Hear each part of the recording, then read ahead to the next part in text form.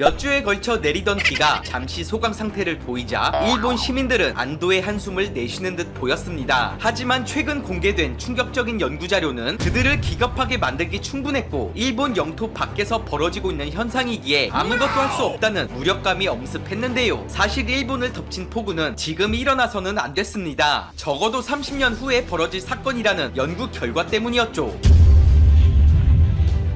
최근 폭우로 인한 일본의 종합적인 피해 규모는 그야말로 상상을 초월하는 수준으로 드러났습니다. 재해대책본부 회의 내용에 따르면 14개현에서 하천 105군데가 범람했고 토지 1551헥타르가 침수됐으며 피해 지역 복구를 위해 들어간 자금 또한 무려 4조 4860억 원에 달했는데요. 도쿄올림픽으로 인한 경제 손실이 7조 원대인 것을 감안하면 최소 수십 개의 중소기업이 도산한 것과 같은 수치다 라는 주장이 나오기도 했습니다. 이에 일본 기상청 야스오 장관은 기자회견을 통해 대국민 사과를 진행했습니다. 예상을 크게 넘은 강우량에 무거운 책임을 통감한다. 호우 경보를 넘어선 국가적 재난 상황을 전혀 예측하지 못했고 그것은 우리의 실력 부족이었다 라고 자책했는데요. 하지만 전문가들의 의견은 조금 달랐습니다. 당초 빠르게 북상할 것으로 예상했던 장마 전선이 일본 동해상에 있는 태평양 고기압과 열도 상공 편서풍 사이에 끼어버리는 기이한 현상은 그 누구도 예측할 수 없는 형태의 것이었고 기상청조차 이를 감지하기 쉽지 않았을 것이다 라고 주장한 것이죠. 뒤이어 일본에 있어 폭우는 그저 단순한 재해이며 다가올 재앙에 비하면 장난 수준에 불과할 것이라는 충격적인 경고까지 나온 상태입니다. 수년 전부터 폭우에 시달려온 일본이지만 왜 올해는 유독 막대한 타격을 입었을까? 그에 대한 답은 시베리아에서 찾을 수 있었습니다. 현재 시베리아는 낮 최고 기온을 연일 경신하고 있는 상황인데 러시아 기상청에 따르면 정확히 한 달 전 북극권에 속한 베르호얀스크의 기온은 섭씨 38도를 기록했고 이는 1885년 관측 이래 135년 만에 가장 높은 온도이자 북년 평균 기온은 14도 이상 웃도는 수치라고 밝혔습니다. 이에 전문가들은 다소 격앙된 반응을 보였습니다. 여름 최고 기온이라고 해봐야 20도를 넘지 않았던 시베리아에 기록적인 폭염이 발생했다는 것 절대 간과해서는 안 될 문제이며 무언가 거대한 문제가 발생했음을 직감한 것이죠. 충격적이게도 이 같은 이상 고온 현상은 단지 시베리아에만 국한된 것이 아닌 북반구 전체에서 벌어지고 있음이 확인됐습니다. 유럽연합이 운영하는 과학기구 코페르니쿠스 기후변화 서비스에 따르면 올해 5월 북극권의 평균 기온은 예년보다 10도 이상 높았으며 러시아 최북단 지역 하탄가의 낮 기온 또한 25도를 기록 최고치를 경신했음을 밝혔는데요. 최근 중국과 일본을 덮쳐 막대한 피해를 입힌 폭우, 이탈리아 알프스에서 발견된 분홍색 빙하, 이 모든 것이 북반구 고온 현상과 밀접한 관련이 있을 것이라는 전제하에 분석한 결과 한 가지 결론을 도출할 수 있었는데 그것은 지금까지 반이론적으로 제기되어 왔던 지구온난화가 마침내 시각적으로 보이기 시작했다는 것이죠. 이 같은 무서운 결과에 러시아, 영국, 프랑스로 구성된 다국적 연구팀은 다급히 남극으로 향했는데 그 이유는 운명의 날이라고 불리는 스웨이츠 빙하의 상태를 확인하기 위해서였습니다. 남극의 수많은 빙하 중 굳이 왜 이 빙하가 놀라니까? 그것은 스웨이츠 빙하라는 것이 인접한 남극 대륙의 서부 빙상을 무너지지 않도록 붙잡아두는 중대한 역할을 하고 있기 때문인데요. 만약 이 빙하가 녹아버리게 된다면 서남극 지역에 있는 모든 빙하들에서 연쇄적인 해빙 현상이 나타날 수 있으며 이는 전 세계의 해수면을 약 1m가량 상승시키는 돌이킬 수 없는 결과를 초래할 것이다 라고 경고했습니다. 고작 1m니까 큰 위험은 아닌 것처럼 느껴질 수도 있겠지만 현실은 절대 그렇지 않습니다. 영국 남극 조사국에 따르면 해빙으로 인한 해수면 상승은 결코 천천히 이루어지지 않는다. 어느 날 아침 눈을 떴더니 한 번도 물에 잠기지 않았던 지역이 침수되어 있는 끔찍한 상황을 목격하게 될 것이다 라고 말하며 덧붙여 해수면이 40cm만 상승해도 140만에 달하는 일본 시민들이 영구적인 침수 피해를 당할 것이라는 과거 시뮬레이션 결과에 비춰볼 때 일본 열도에서 최고 20% 이상의 국토가 침수에 의해 소실된다는 것을 의미합니다. 절망적이게도 조사 결과 스웨이츠 빙하는 현재 빠른 속도로 녹아 없어지고 있으며 빙하 내부에 해빙으로 생긴 거대한 구멍까지도 발견되고 말았습니다. 이 같은 진행 속도는 과거의 예측을 훌쩍 뛰어넘는 결과였는데요. 실제로 연구 자료에 의하면 일본을 덮친 거대한 폭우는 2030년 이후에 발생했어야 했고 또한 2050년쯤 연간 피해 규모를 6천억 원으로 추정했지만 2020년 이미 피해 복구에만 4조 원을 넘어선 상태입니다. 이는 기존 연구 결과를 무려 40년이나 앞당긴 것으로 무서운 점은 이 연구에 2100년 도쿄만과 이세만 둥지가 해수면 상승으로 소실될 것이라는 내용도 포함되어 있다는 사실이죠. 다시 말하면 현재 진행 상황으로 볼 때 못해도 2050년부터 일본 침몰 현상이 본격적으로 구체화될 것이라는 계산이 나오게 되며 지금 당장 손을 쓰지 않는다면 그렇다면 다가올 재앙이 얼마나 더 앞당겨질지 그 누구도 알 수 없다는 것입니다. 그렇다면 이에 대한 일본 반응을 살펴보겠습니다.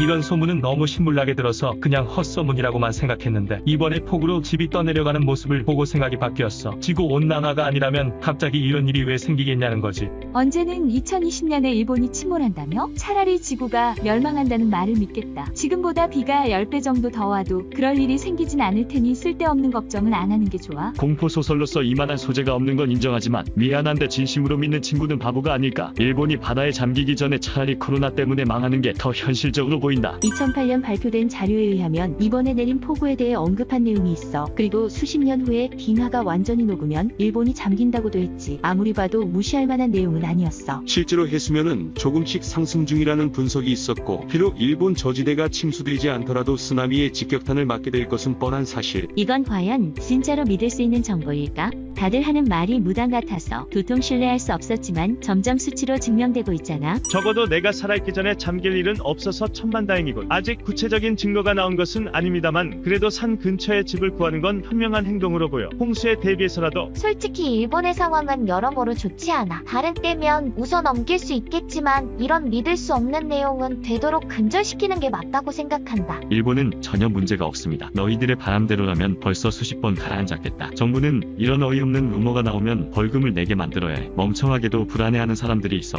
오늘 준비한 영상은 여기까지입니다. 이 영상이 마음에 드셨다면 구독과 좋아요 부탁드리겠습니다. 인도네시아의 코로나19 확진자가 12일 483명 추가돼 총 14,749명으로 늘었습니다. 사망자도 16명 증가해 모두 1,007명으로 집계됐습니다.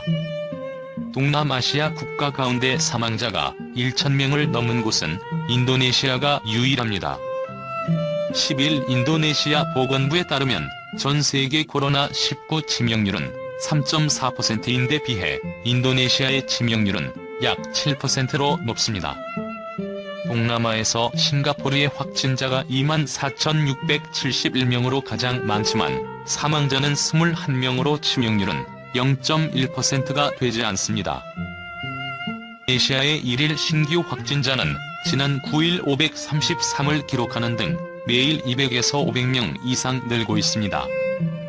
인도네시아는 2억 7천만 명의 인구 대국임에도 코로나 검진자 수가 적기 때문에 실제 감염자와 사망자 수는 훨씬 많을 것으로 추정됩니다.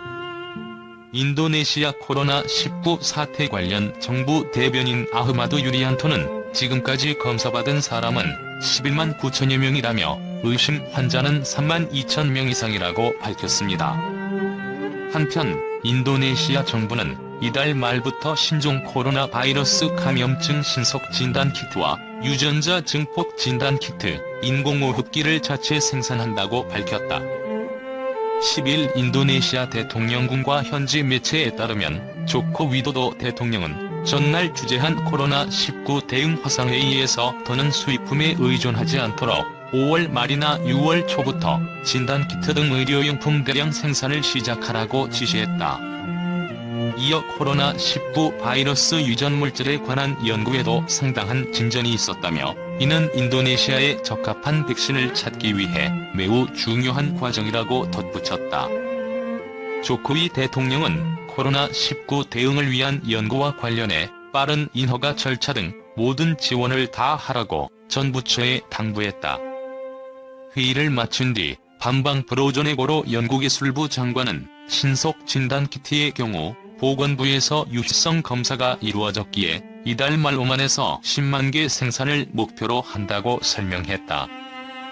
개발이 끝난 신속 진단키트 외 3개 다른 신속 진단키트도 개발 중이지만 이들 제품 생산에는 1에서 2개월이 더 필요하다. 반방 장관은 PCR 키트도 검증과 등록 단계를 밟고 있어 이달 말 5만 개를 생산할 계획이라며 인공호흡기는 4개 제품이 개발됐는데 1개 제품은 이미 임상시험을 끝내 다음 주쯤 대량 생산이 시작될 것으로 본다고 전했다. 인도네시아는 그동안 코로나19 진단키트와 방역용품 대부분을 수입에 의존했다.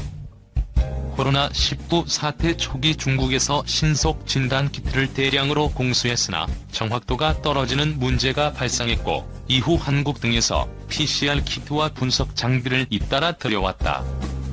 PCR 키트는 한국 정부가 32,200회 분량을 한국항공우주산업과 대우조선해양이 1만 회 분량, LG 4개사가 5만 회 분량을 각각 인도네시아에 기부했다. 인도네시아 정부는 에릭 토히르 국영기업부 장관이 의약품과 의료장비 원재료 90%가 수입에 의존하고 있다. 자체 생산을 하지 못하고 무역 거래만 하게 만드는 마피아가 있다고 비판하는 등 이번 사태를 계기로 의약산업 육성에 관심을 쏟고 있다. 조코위 대통령은 그동안 하루 1만 명 이상 PCR 검사가 이루어지도록 하라고 여러 차례 지시했으나 아직 하루 4,000에서 5,000명 분량 검체만 분석이 이루어지고 있다. 한국과 인도네시아의 방호복 공동 생산이 양국의 새로운 협력 모범이 되고 있다. 현지 경제를 주무르는 중국계를 제치는가 하면 인도네시아를 선점한 일본은 우리 방식을 그대로 본뜨고 있다. 민관의 노력이 어우러진 결과다. 20일 인도네시아 주재 한국 대사관과 한인 사회에 따르면 최근 한인 봉제업체들이 인도네시아 정부로부터 잇따라 방호복 생산 및 유통 허가를 따내고 있다. 자카르타 남쪽 보고르에 위치한 주식회사 GA 인도네시아와 주식회사 BPG 등 벌써 서너 곳이 허가를 받았다. 업체 관계자는 보통 한 달 넘게 걸리는 서류 작업들이 단 하루 만에 해결되는 기적을 경험했다고 말했다. 이런 분위기에 발맞춰 신종 코로나 바이러스 감염증 확산 여파로 주문 물량 취소와 지불 중단에 시달리던 한인 봉제업체들은 속속 방호복 생산에 나서고 있다. 인도네시아 정부는 그간 방호복 생산 기지로 한국과 중국 업체들을 저울질했다. 결국 한국산 방호복의 우수한 품질, 현지인 50만 명을 고용하고 있는 인도네시아 진출 한인 봉제업체 300곳의 친화력과 저력을 높이 평가한 것으로 보인다. 현대자동차 5만 벌, 한국중부발전 1만 벌 등 한국 업체에 잇단 선제적 방호복 기부도 한몫했다. 양국은 방호복 공동 생산 체제를 구축했다. 한국에서 원단을 들여와 방호복을 만들어 다시 한국으로 보내는 물량의 일부를 인도네시아 정부가 내수용으로 사들이는 방식이다. 의료진의 개인 보호 장비 부족에 시달리던 인도네시아는 방호복 등 의료 물품의 수출을 금지했는데 한국만 예외를 둔 것이다. 업계 관계자는 물량 배분 비율은 절반씩 정도로 얘기가 되고 있다고 말했다. 일본은 인도네시아 주재 일본 대사가 직접 한국 대사관에 연락해 한국과 인도네시아의 방호복 공동 생산 방식을 청취하고 실행에 옮길 것으로 알려졌다. 한국 대사관 관계자는 인도네시아 정부가 일본 측에 한국에게 배우라고 요청한 것으로 알고 있다라며 인도네시아 진출 일본 봉제업체를 통해 우리 같은 방식으로 방호복을 생산할 것으로 보인다고 설명했다. 베트남에 이어 인도네시아에도 신종 코로나 바이러스 감염증 사태로 곤란을 겪는 빈곤층을 위해 쌀을 배급하는 쌀 ATM기가 등장했다. 12일 로이터 통신 등에 따르면 인도네시아 정부는 자카르타 수도권에 쌀 ATM기 10대를 설치했다. 쌀 ATM기는 하루 1,000명의 빈곤층에게 쌀 1.5kg씩 모두 1.5톤을 배급한다. 쌀 ATM기 옆에는 정부 보조 인력이 배치돼 있어 완전 자동으로 쌀을 주는 시스템은 아니지만 정확한 양을 빠른 속도로 배급하는 데 도움이 된다. 자카르타 외곽 트폭시의 쌀 ATM기에 줄을 선린다. 사프리는 나는 지난주에 회사에서 해고당했고 남편 역시 퇴직금도 못 받고 해고당했다며 지원되는 쌀이 많지는 않지만 지금 상황에서는 큰 도움이 된다고 말했다. 인도네시아 정부는 코로나19 대응을 위해 총 270억 달러를 투입하기로 하고 최대 1천만 가구에 식량 지원과 전기요금 할인 등 사회복지를 제공하기로 약속했다. 쌀 비급 대상은 일용직 근로자, 실업자, 무주택자, 빈곤층으로 설정됐다. 쌀 ATM기는 앞서 지난달 베트남 호치민시에 처음으로 등장한 뒤 하노이, 건토시와 롱안, 후에 더이 응우이엔, 푸옌성 등으로 확대됐다. 베트남의 쌀 ATM기는 정부 주도로 설치된 것이 아니라 독지가들이 먼저 기부 활동을 시작했고 좋은 뜻에 공감하는 후원자들이 쌀을 잇따라 기탁해 운영이 이루어졌다.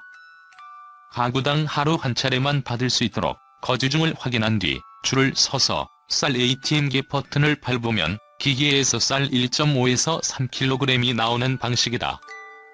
인도네시아 정부의 한국 기업 배려는 더 있다.